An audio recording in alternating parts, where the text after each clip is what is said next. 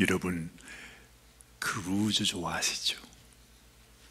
저도 아직까지 한 번도 크루즈 여행을 해보질 못했는데, 앞으로 기회가 되면 우리 정사관님과 저도 그렇게 많이 사람들이 좋다고 이용하는 크루즈를 한번 타봐야 되겠다, 그런 소원을 갖고 있습니다. 그런데 아무리 좋은 크루즈도 이 바닷속에서, 그 풍랑 속에서 어쩔 수 없는 모양입니다. 세상에 그 크루즈가 난리가 나가지고 여러분이 보시는 것처럼 저런 낭패를 겪게 되는 일이 있습니다. 우리가 깊은 산속을 여행을 하거나 망망한 바다를 항해하다가 참 풍랑도 심하지만은 길을 잃게 되는 경우가 있습니다. 망망대해에서 어디가 동인지 서인지 이 동서남북을 알 수가 없을 때 정말 아무 대책이 없죠. 그죠? 저렇게 고통을 당하면서 만약에 방향마저 잃어버리게 되면 저 배는 어떻게 되겠습니까? 그야말로 꼼짝할 수 없습니다. 산속에서도 방향을 알지 못한 채 무작정 내가 어딘가 열심히 달려가면 어딘가 길이 있겠지, 그게 참 무모하다고 합니다. 생각에는 그런 것 같은데 죽으라고 달렸는데 하루 종일 달리고 난 다음에 와서 보니까 자기가 원위치에 와 있더라고 하는 그런 이야기를 우리가 많이 듣습니다. 우리 인생도 마찬가지죠. 만약에 이 험한 항해와 같은 인생을 살면서 도대체 내가 어디로 가는지 그 방향을 알지 못하고 그냥 살아가는 것보다도 무모하고 어리석은 일이 없다, 이 말입니다. 하나님께서 이스라엘 백성들에게 가나안 땅을 보여주셨습니다. 이게 방향이죠. 하나님께서 너희는 저기로 가야 되는 것이다, 내가 너희를 위해서 예비한 이 땅으로 가거라, 하나님이 보여주십니다. 그것처럼 우리에게도 분명한 인생의 목표와 길을 제시해 주셨습니다. 그것이 우리가 가지고 있는 이 하나님의 말씀입니다. 하나님의 말씀이 우리에게 알려주는 것은 어디가 너희가 가야 하는 생명의 길인가, 어디가 진리인가, 어디로 가야 생명을 얻는지를 우리에게 알려주시고 있는 것이 하나님의 말씀이라는 것입니다. 그런데 우리가 하나님을 신뢰하지 못하고 만약에 순종하지 않으면 여러분 어떻게 되겠습니까? 방황하는 삶이 될 수밖에 없다는 것, 이것이 지금까지 우리가 살펴왔던 민수기의 말씀이었습니다. 하나님이 가나안 땅을 예비해 두고 너희는 저리로 가거라, 두려워하지 말고 염려하지 말고 주저하지 말고 너희는 내가 예비한 저 땅으로 가야 된다. 그런데 이스라엘 백성들이 우리는 못 갑니다, 저기 가면 다 죽습니다, 그러면서 순종하지 않았습니다. 그때부터 40년 동안의 본격적인 인생의 방황이 시작이 된 것입니다. 하나님의 말씀을 신뢰하지 않았던 이스라엘 제1세대 백성들은 안타깝게도 죽을 때까지 방황만 하다가 끝나고 말았습니다.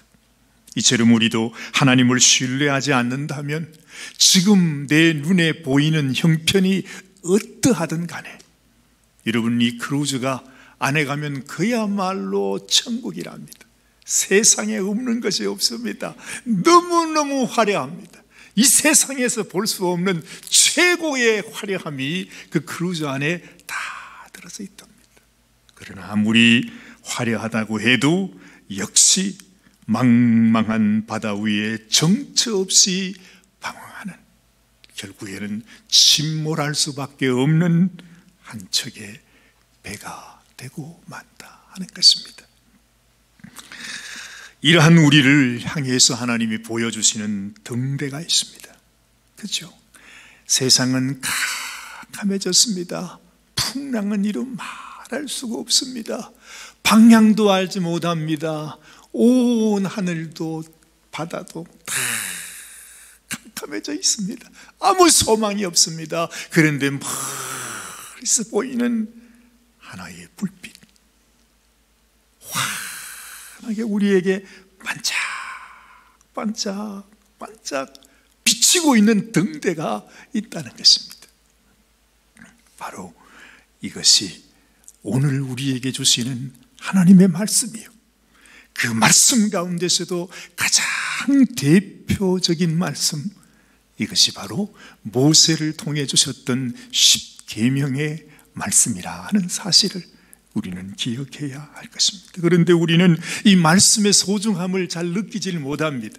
여러분, 십계명 말씀 듣고 이야, 은혜 받았습니다, 감동 받았습니다, 이런 사람 잘 없습니다. 그렇죠? 십계명은 그야말로 법조문과 같은 말씀입니다.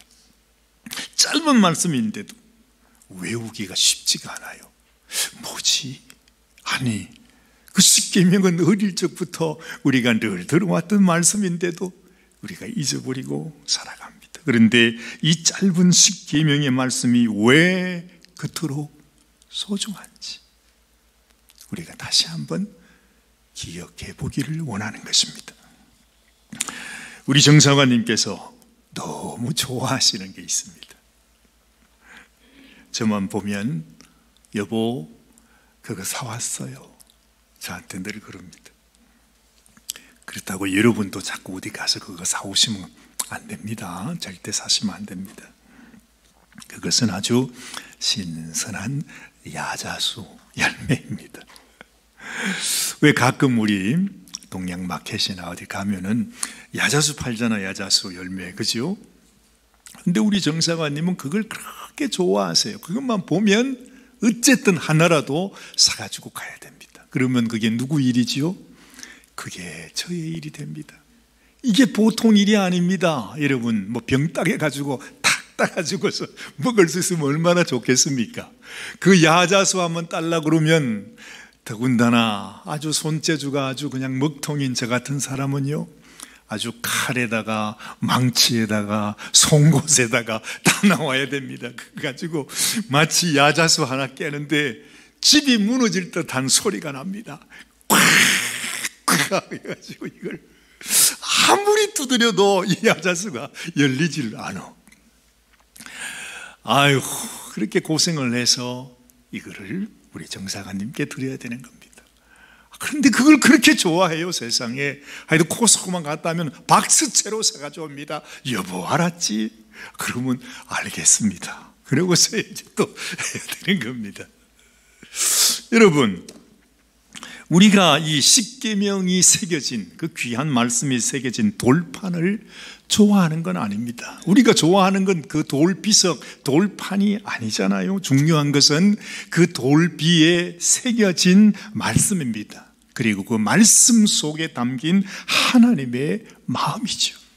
우리가 아무리 십계명을 외워도 십계명 속에 있는 하나님의 마음을 모르면 그게 무슨 소용이 있겠습니까? 그런데 대부분의 성도님들은 십계명 소중하다 말하면서도 정작 그 말씀에 담긴 하나님의 깊은 마음이 뭔지에 대해서는 별로 관심이 없습니다. 이번에 저도 좀 새로운 마음으로 이 신명기의 말씀을 새롭게 묵상하게 되었습니다.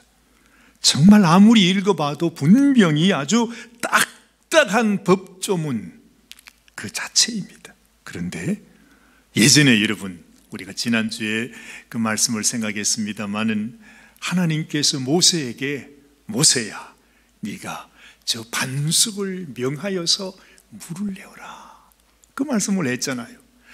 이스라엘 백성들은 하나님께 그렇게 원망하고 불평해도 그래도 하나님도 아주 그냥 이놈들 어떻게 할까, 아주 하나님이 진노하시면서도 그 마음에는 그들을 향한 사랑의 마음이 있습니다. 그래서 모세에게 네가 저 반석을 명하여서 물을 내어 이 백성들에게 물을 주라, 그렇게 명하십니다. 그런데 모세는 하나님의 그 깊은 마음을 몰랐어요.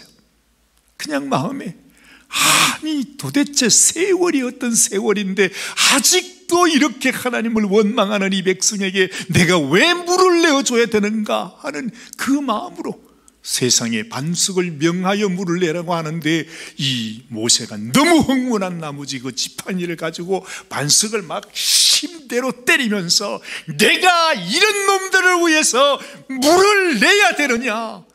어이구, 모세도 하나님 앞에 도대체 이 백성들에게 뿐만 아니라 하나님께도 아주 그냥 신경질을 내는 것 같습니다. 그 얘기를 듣고 하나님께서도 너무 서운하셨습니다. 아, 안 되겠구나. 그래서 그 얘기를 듣는 즉시 하나님께서 모세야, 너도 가나안 땅에 못 들어간다, 그렇게 말씀하신 거예요. 야, 여러분, 그래서 우리가 이 말씀을 보면서도요, 이 말씀 속에 있는 하나님의 마음이 어떤 마음인지를 내가 정말 내 마음에 깊이 아는 게 너무너무 소중합니다. 모세도요, 어쩔 수 없었잖아요. 그렇죠? 인간적으로 보면 충분히 그렇게 화를 낼 수 있고 분노할 수 있는 상황이지만, 그러나 그 깊은 하나님의 마음을 그는 깨닫지 못했어. 우리도 하나님 말씀을 잘 알고 이렇게 보면서도 하나님 말씀 속에 있는 하나님의 그 깊은 심정을 깨닫지 못하면 모세와 같이 된다, 이 말입니다. 자, 오늘 이 돌판을 통해서 하나님이 흘려보내시는 그 생명의 물과 같은 그 하나님의 말씀을 여러분들도 마음속에 꼭 느껴보시기를 바랍니다. 자, 여러분, 10계명의 첫 번째 계명이 무슨 계명이지요? 나 외에 다른 신을 두지 말아라 하는 말씀입니다. 다시 말하면 신은, 너희가 말하는 신이라고 하는 이 하나님은 나밖에 없다고 하는 말씀이죠. 그래서 절대로 너희에게 다른 신을 두지 말라. 우리는 이 말씀 들을 때 사람들은, 아니 어떻게 하나님이 자기만 신이라고 말하는 거. 사람들이 가끔 그런 얘기합니다. 예수님만이 생명으로 가는 길이고 예수님을 믿음으로 말미암아 우리는 천국에 갈 수 있다고 얘기하면 많은 사람들이 그래요. 아니 어떻게 예수 믿는 사람, 기독교인들은 이렇게 아주 외골수적이고 아주 편파적이고 자기들만 옳다고 말하는가, 뭐 이러면서 아주 손가락질을 할 때가 많습니다. 그런데 그것이 사실이니까요. 하나님께서 말씀하지 않습니까? 나 이외에 다른 신은 없다. 내가 이 온 세상을 창조한 너희의 하나님이라. 아니 어떻게 당신만 그렇게 말할 수 있습니까? 우리가 말할 줄 몰라도 그게 사실이니까. 성경은 말합니다. 하나님은 우리들에게 분명히 말씀해 주십니다. 너희들이 섬기고 있는 그 신들, 그 우상, 수많은 신들, 너희들이 볼 때는 그것이 너희들의 신이라고 생각하지만은 그들은 너희의 영혼을 훔치는 도적이라, 절도라.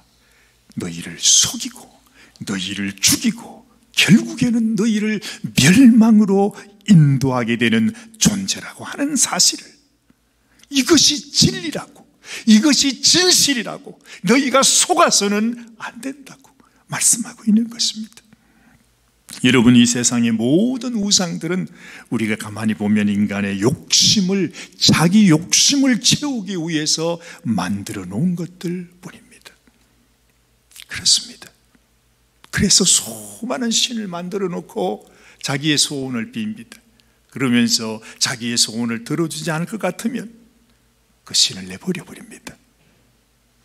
이처럼 이 세상에는 정말 아주 짝퉁의 세상이라고 할 만큼 수많은 가짜가 있잖아요. 정말로 얼마나 많은 이 가짜가 있는지 몰라요. 그런데 진짜 명품이라고 하는 것마저도 사실은 가짜입니다. 이 세상에서 아무리 좋은 명품이라고 해도, 그것이 뭐 수천 불, 수만 불이라고 해도 그게 우리에게 참 행복을 주는 것입니까? 오히려 우리는 그런 것들에 붙들려서 하나님을 떠나게 되니까 결국에는 이 세상에 있는 모든 것들은 우리에게 참 생명으로 인도하는 것이 아니라 하는 것입니다.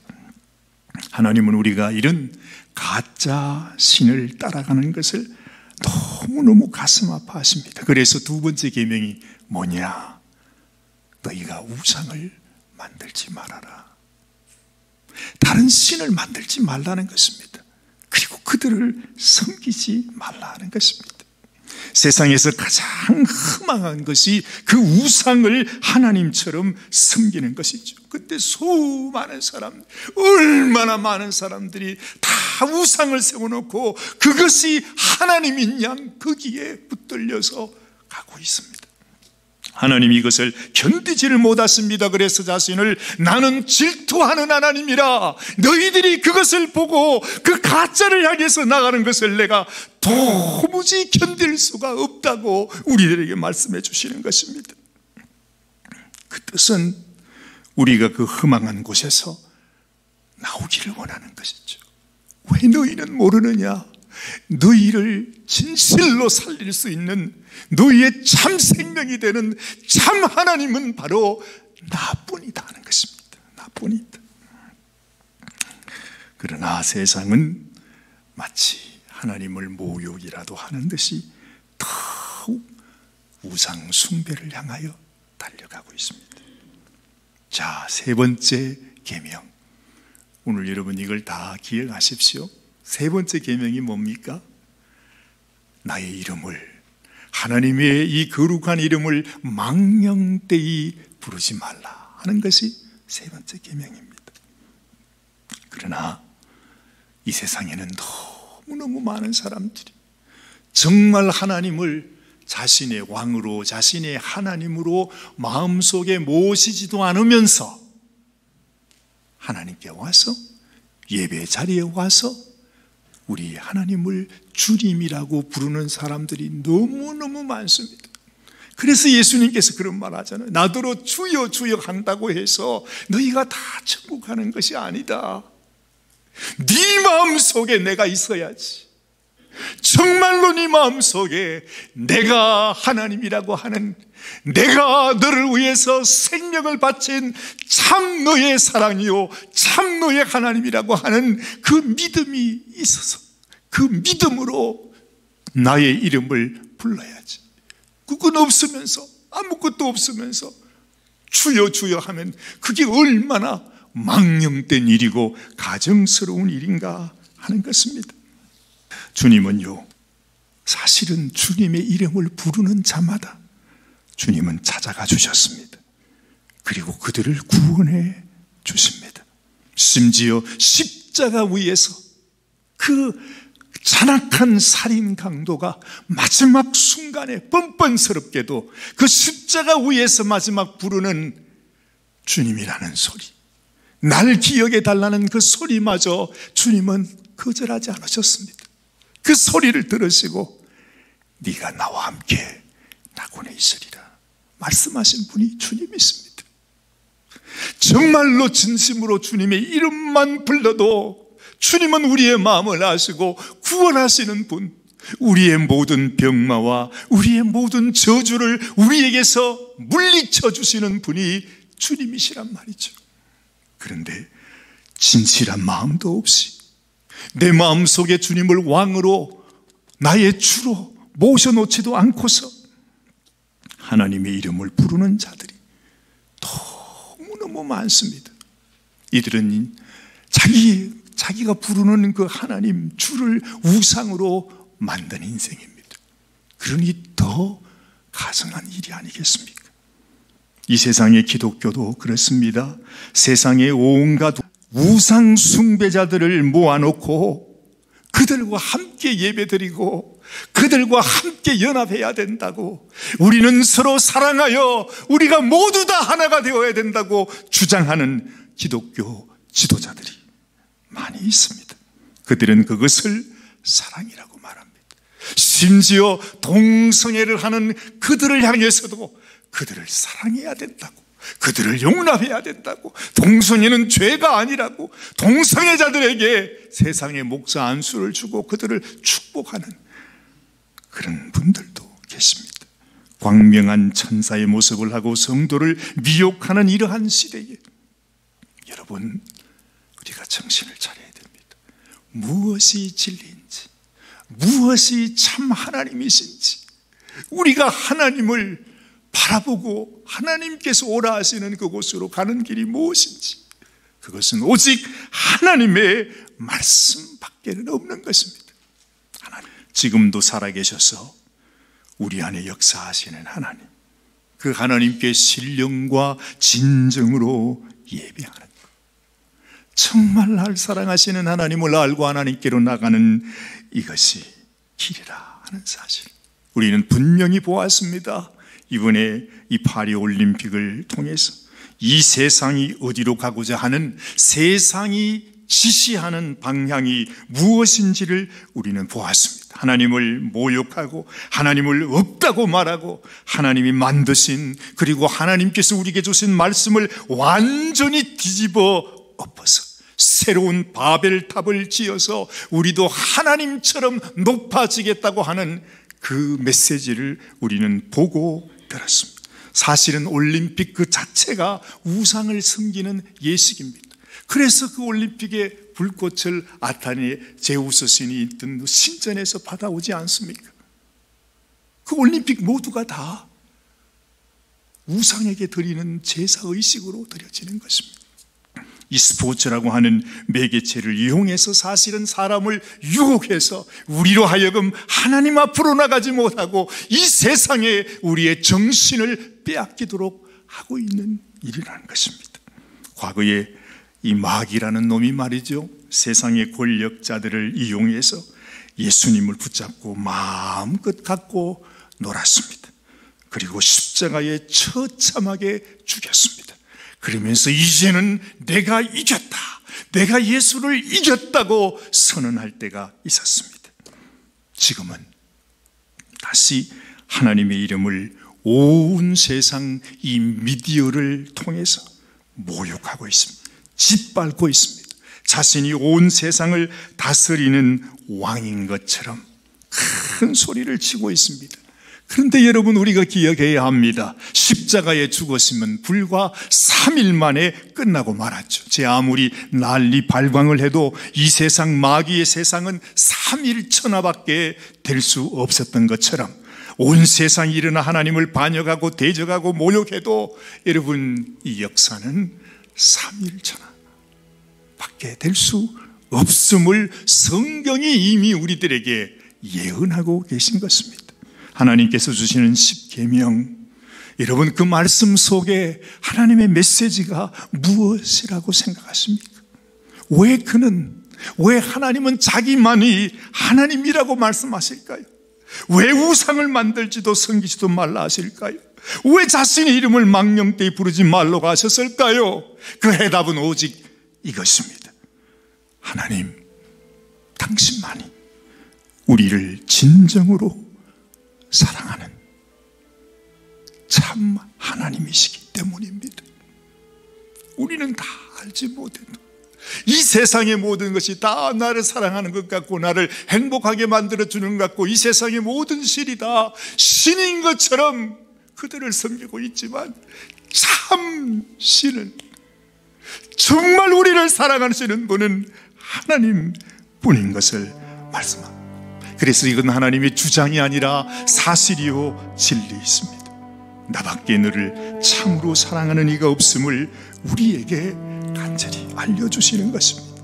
우리를 너무나 사랑하기에 자신을 떠나지 말라고, 악한 사기꾼에게 속지 말라고, 나만을 의지해야 된다고, 나의 진실한 사랑 안에 거하면서 너희가 살아야만 하나님께로 나갈 수 있다. 이것이 너희가 가야 되는 참된 길이라고 말씀하고 있는 것입니다. 예수님께 사람들이 와서 묻습니다. 무엇이 가장 큰 계명이라고 물을 때마다 예수님은 이 말씀을 하셨습니다. 그 말씀이 바로 신명기 6장 4절과 5절 말씀입니다. 우리 함께 한번 보십시다. 이스라엘아 들으라. 우리 하나님 여호와는 오직 유일한 여호와이시니 너는 마음을 다하고 뜻을 다하고 힘을 다하여 네 하나님 여호와를 사랑하라. 하나님이 우리에게 명하신 모든 말씀, 성경 전체 모든 말씀을 한 말씀으로 말한다면 마음을 다하고 뜻을 다하고 힘을 다하여 우리 하나님 여호와를 사랑하는 것입니다. 왜요? 하나님이 그렇게 우리를 사랑했기 때문에 그렇습니다. 하나님이 우리를 사랑하기 위해서 그 사랑을 우리에게 당신의 생명을 내어줌으로 보여주셨습니다. 십자가에 못 박히심으로 내가 나의 사랑을 확증하였노라 말씀하십니다. 하나님이 우리에게 이 사랑의 고백을 하셨기에 우리도 그 하나님 앞에 우리의 사랑을 고백하는 것은 당연한 일입니다. 그렇습니다.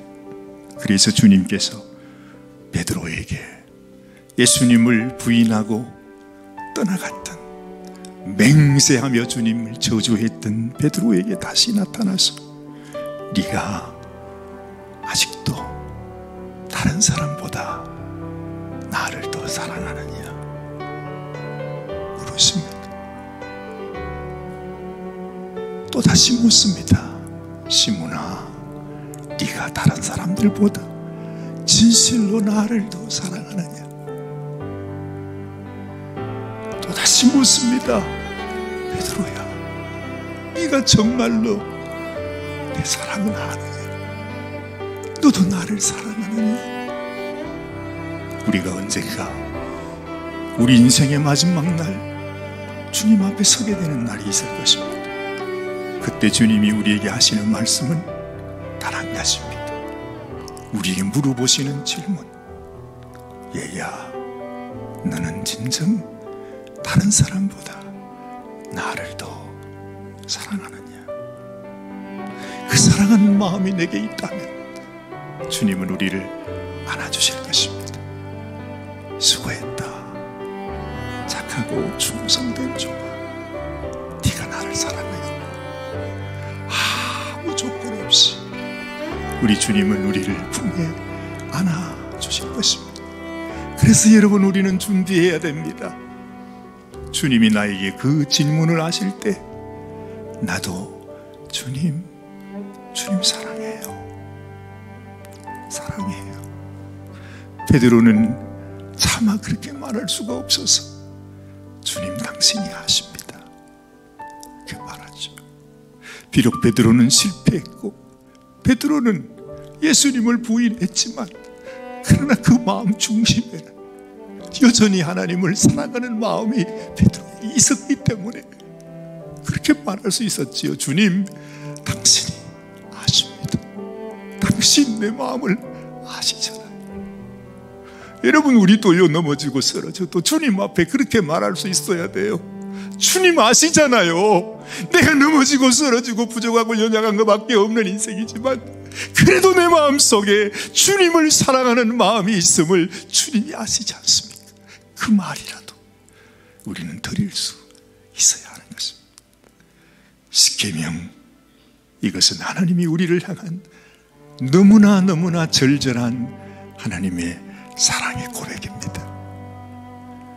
나밖에 없다, 나만 섬기라, 내 이름을 망령되이 부르지 말라는 말이 뭐겠습니까? 내가 너를 원한다는 것입니다. 나밖에는 없다는 것입니다. 네가 바라봐야 될 자, 네가 안겨야 될 너의 하나님은 나밖에 없어. 내게 와야 돼. 얼마나 우리를 사랑하시면 하나님이 그렇게 말씀하시겠냐는 것입니다. 여러분, 주님께로 달려가서 주님, 내가 주님을 사랑합니다. 여러분들이 되시기를 주님의 이름으로 축원합니다. 기도하십시다. 하나님 감사합니다. 오늘도 하나님이 주신 이 귀한 말씀, 이 10계명의 법조문까지 그런 마음이 담겨 있는지는 여태 몰랐습니다. 나밖에는 너의 하나님이 없느니라. 나 외에 다른 우상을 만들지도 섬기지도 말라. 내 이름을 망령되이 부르지 말라는 것은 내가 너희를 사랑한 것처럼 너도 너의 사랑을 내게 주어라 하시는 말씀인 것을 깨닫고 감사합니다. 하나님께서 주님 나를 당신의 것으로 삼으시고 진실로 우리에게 하나님을 사랑하는 마음을 허락하여 주옵소서. 주님이 마지막 날 나에게 이 질문을 하실 때 주님이 아십니다. 내가 주님을 사랑합니다. 고백하는 우리 모든 성도들이 되게 하여 주시옵소서. 우리 주님 예수님의 귀하신 이름으로 간절히 기도드리옵나이다. 아멘, 아멘. 우리